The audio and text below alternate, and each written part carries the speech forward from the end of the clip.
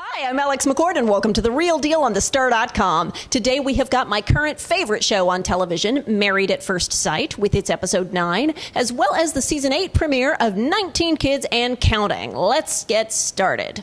First, let's get Married at First Sight, and this is it. This is the last chance at romance, which is also the title of episode 9. So, what do these couples do with their last week together? As per the title, there's a lot of romance involved, and the editors are great at keeping us guessing as to what will happen on next week's finale when the couples are faced with making the choice to either stay together or get divorced. We have heard that a reunion special has been commissioned and filmed and will air on September 16th. So then we will get to see whether the choices that we see them make next week have either stuck or disintegrated. Let's go through the couples one by one. Of the three, Courtney and Jason are the only match where we know one person's choice next week. Courtney has said plainly that she wants to stay together. It is a great cliffhanger to keep people coming back because we don't know what Jason thinks yet. All episode, we saw Jason hemming and hawing about every what if he could think about. Out of all three couples, Jason and Courtney seem to have the most natural, effortless romance, although of course we don't know if they had any editorial suggestion behind the scenes. Courtney's idea of casting Jason in her burlesque review was an ingenious way of spending more time with him, and I hope if they stay together that Jason finds a role for Courtney in the wrestling ring. Card girl, anyone? Hopefully the gift of Rocky the Musical tickets did not break these two up, but I doubt it. These two seem like the young lovers that just won't quit. Next, there's Doug and Jamie, and part of me really wants to lock Jamie in the closet with Idina Menzel from Frozen so she can sing "Let It Go" in her ear. Yes, Jamie has been hurt in the past. Yes, Doug lied about smoking, but I think these two can do it. When asked to write each other letters, they are both clearly capable of amazing forgiveness. To me, it seems like Jamie and Doug fit together like two puzzle pieces. You've got the glass half empty, Jamie, and the glass half full, Doug. Perfect. I appreciate, though, that these guys seem to understand that you don't just say yes at week 10 in order to win the experiment, because that's not a real win. It's clear that they don't want to just quickly jump into a happy ending unless they're really willing to go the distance. I did have to giggle at one production conceit, the going to bed scene. It is so hard to film going to bed when you have a crew and lighting and equipment all over your apartment. You just sort of lay down with full hair and makeup and close your eyes and count to 10 or 20.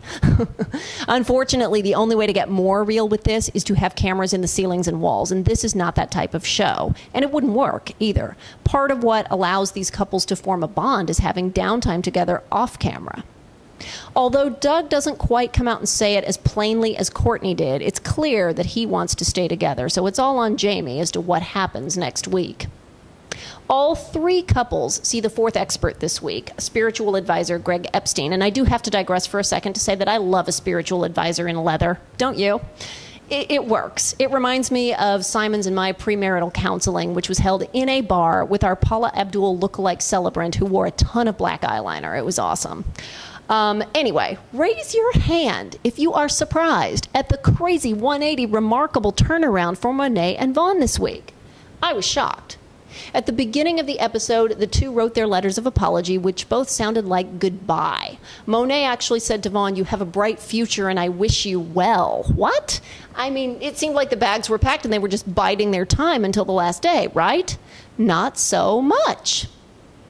First, I was scratching my head over something Dr. Salona said not once, not twice, but 3 times. Throughout the hour, Dr. Joseph reminded the viewers how compatible Monet and Vaughn are. And I began to wonder whether the editors chose to show everything negative and nothing positive this season about these two in order to have a remarkable 11th hour Hail Mary pass save of a relationship. If that's true, I'm not sure I like that editing choice, but I will hold off until the season's over to make that call. We see Vaughn have an aha moment. His entire body language changed when Monet explained the difference to her between traditional and chauvinistic. The lights went on, and suddenly Vaughn went from being a lost camper to having a map and directions. It was amazing. So Vaughn says he has feelings for Monet. Monet says she wants twins, and both of them say they want to fall in love with each other. So, what are your odds? Do we think Monet and Vaughn have a chance? While you ponder that, let's move over to a show that, while radically different from the Marrieds at First Sight, has something in common. In 19 Kids and Counting, we are treated to two courtships that, while not blind nor arranged, are chaste for different reasons. So let's discuss the Duggars premiere.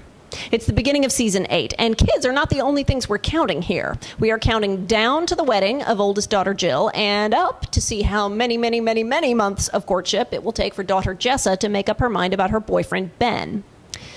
The setup of this show is so different from most I cover. It's all about cute kids and a very large, very Christian family smiling in embarrassment as they sit in front of the camera, not quite sure what to say. Regardless of whether we, the viewers, share their beliefs, it's a refresher from all the overly polished docusoap out there.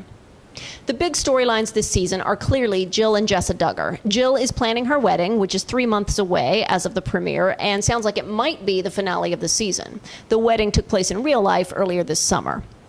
And in an of course they did move, Jill and her new husband Derek Dillard announced this week that they are expecting their first child. And it's a perfect PR move. Celebrate the new baby and the new season. Yesterday, Jill gave Us Weekly another reason why she announced so early. Whether she carries this baby to term or not, she wants its life to be known and celebrated. Okay, given the family history, I could buy that.